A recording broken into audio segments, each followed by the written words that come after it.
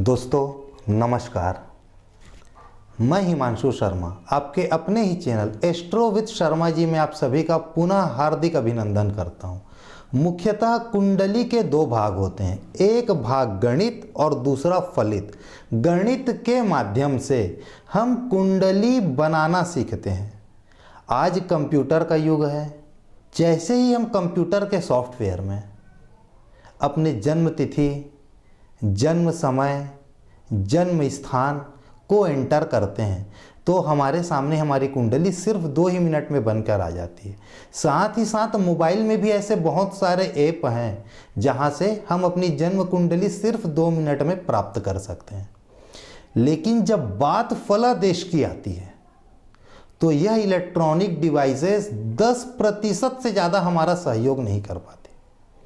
जिस प्रकार से हर व्यक्ति का फिंगरप्रिंट अलग अलग होता है, उसी प्रकार से हर व्यक्ति का फलादेश भी अलग अलग होता है।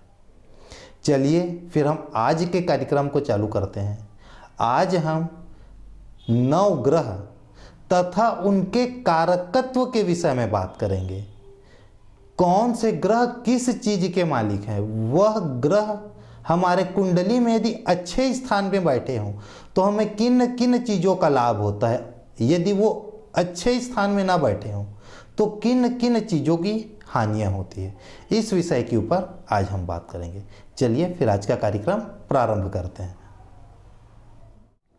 हमारे ज्योतिष शास्त्र के अनुसार पृथ्वी लोक के प्राणियों के ऊपर 9 ग्रह हैं जिनका प्रभाव पड़ता है। वो 9 ग्रह हैं सूर्य, चंद्र, मंगल, बुध, बृहस्पति, शुक्र, शनि, राहु, केतु। सबसे पहले हम सूर्य देव के विषय में बात करते हैं। सूर्य देव हमारे सौर मंडल के केंद्र बिंदु हैं। सभी ग्रह सूर्य देव की ही परिक्रमा करते हैं। सभी ग्रहों को प्रकाश सूर्य देव से ही मिलता है। इसी कारण सूर्य देव को 9 ग्रहों में राजा की उपाधि प्राप्त है। सूर्य देव हमारी कुंडली में पिता के कारक हैं, मान सम्मान के कारक हैं, हमारे प्रसिद्धि के कारक हैं, शरीर के अंगों में नेत्र ज्योति, हृदय के कारक हैं। सूर्य देव ब्राह्मण वर्ग के अंतर्गत आते हैं। एक राशि में सूर्य देव 30 दिनों तक रहते हैं। 30 दिनों के बाद फिर वह दूसरी राशि में आ जाते हैं। इसी प्रकार से 12 माह में वह 12 राशि परिवर्तन करते हैं। सूर्य देव शासकीय नौकरी के कारक हैं। जिन लोगों की कुंडली में सूर्य देव अच्छे स्थान पर होते हैं, उच्च के होते हैं, मित्र ग्रही होते हैं, वे लोगों को शासन से हर हमेशा कुछ न कुछ लाभ होता है। चलिए अब हम चंद्रदेव के विषय में बात करते हैं। चंद्रदेव को 9 ग्रह में रानी की उपाधि प्राप्त है। यह एक स्त्री ग्रह है। यह चंचलता के कारक हैं। यह हमारे मन के कारक हैं। सफ़ेद रंग के कारक हैं। दूध, पानी, इन सब चीज़ों का कारकत्व चंद्रदेव के पास है। साथ ही साथ वह हमारी माता के भी कारक हैं। एक राशि में चंद्रदेव 56 घंटे तक रहते हैं। यदि मैं दिन के अनुसार बात करूं तो 2.25 दिन में वो एक राशि बदलते हैं। 9 ग्रह में सबसे जल्दी अपनी राशि बदलने वाले जो ग्रह हैं वह चंद्रदेव ही हैं। अब हम बात करते हैं मंगल देव के ऊपर। मंगल देव एक पुरुष ग्रह हैं। एक राशि में 45 दिनों तक रहते हैं। अग्नि तत्व के ग्रह हैं। उत्सुकता को प्रदर्शित करते हैं, पराक्रम को प्रदर्शित करते हैं, छोटे भाई बहनों को प्रदर्शित करते हैं। फटाका का दुकान, बंदूक का दुकान, खेल, यह सब चीज़ें जो उत्सुकतावश होती है, जो जोश में होता है, सैनिक, पुलिस, इन सब चीज़ों का कारकत्व मंगल देव के पास है। मंगल देव हमारे शरीर में लाल रक्त के कारक हैं। व्यवसाय में ईंट भट्टा के कारक हैं, सर्जन होने के कारक हैं। इन सब चीज़ों का कारकत्व मंगल देव के पास है। अब हम आ जाते हैं बुध देव के ऊपर। बुध देव एक नपुंसक ग्रह है। बुध देव एक राशि में 27 दिनों तक रहते हैं। हरे रंग का प्रतिनिधित्व करते हैं। वास्तुशास्त्र के अनुसार उत्तर दिशा के मालिक हैं। नवोग्रह में बुध देव को राजकुमार की संज्ञा दी गई है।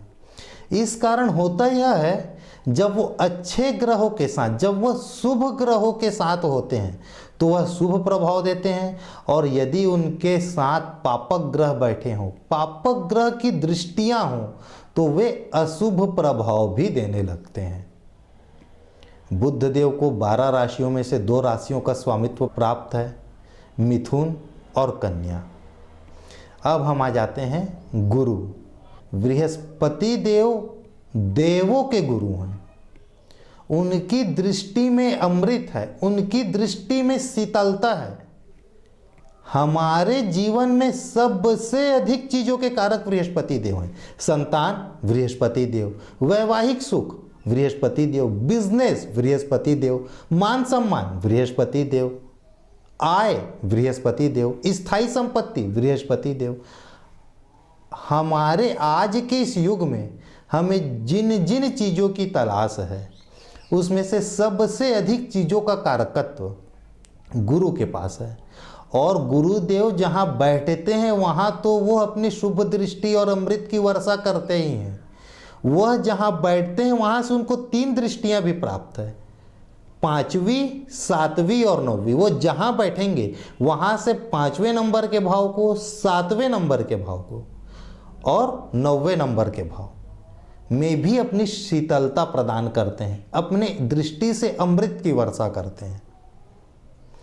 गुरु दादा दादियों के कारक हैं, यज्ञ के कारक हैं, तीर्थ स्थल के कारक हैं, स्थायी संपत्ति के कारक हैं। इन सभी चीज़ों का कारकत्व गुरु के पास है। चर्बी के कारक हैं गुरु, मोटापा के कारक हैं। इन सब चीज़ों का कारकत्व गुरुदेव के पास है, बृहस्पति ग्रह के पास है। अब हम आ जाते हैं शुक्र देव के ऊपर। शुक्र देव मतलब शुक्राचार्य, दानवों के गुरु। आज की इस भौतिक परिवेश में जिन जिन चीज़ों को हम लग्जरियस के अंतर्गत देखते हैं, उन सभी चीज़ों का कारकत्व शुक्र देव के पास है। जैसे महंगी गाड़ियाँ, परफ्यूम, बड़े घर, और पुरुष के लिए स्त्री का कारक भी शुक्र देव ही हैं। अब हम शनि देव के ऊपर आ जाते हैं। शनि देव एक नपुंसक ग्रह है। एक राशि में 2.5 साल तक रहते हैं। दुख, दरिद्रता, काला रंग, पेट्रोलियम, नीतिगत चीज़ें, वकालत, न्याय, इन सब चीज़ों का कारकत्व शनि देव के पास है। भूगर्भ विज्ञान, इन सब चीज़ों का कारकत्व शनि देव के पास है। इन 7 ग्रहों के बाद 8वां और 9वां, यह 2 है राहु और केतु। बाकी ग्रहों से यह दोनों के दोनों ग्रह अलग हैं। यह छाया ग्रह है। यह भौतिक रूप से हमारे सौर मंडल में उपस्थित नहीं है, लेकिन इसका प्रभाव हमारे जीवन में पड़ता है। राहु देव अति नीच प्रवृत्ति, नपुंसक ग्रह है। समाज से निकाला गया, माता पिता का अपमान करना, भाई बहनों के साथ शत्रुता रखना, दोस्तों को छल करना, इन सब चीज़ों का कारकत्व राहु देव के पास है। वो एक राशि में 18 माह तक रहते हैं।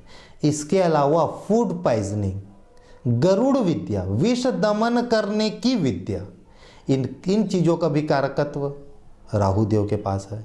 विदेश गमन, जेल, शमशान, धूल, धुआं, अपना काम निकालने के लिए झूठा मुखौटा अपने चेहरे में लगाना, सत्य का झूठा मुखौटा लगाना, यह सब चीज़ों का कारकत्व राहु देव के पास है। अंतिम केतु देव।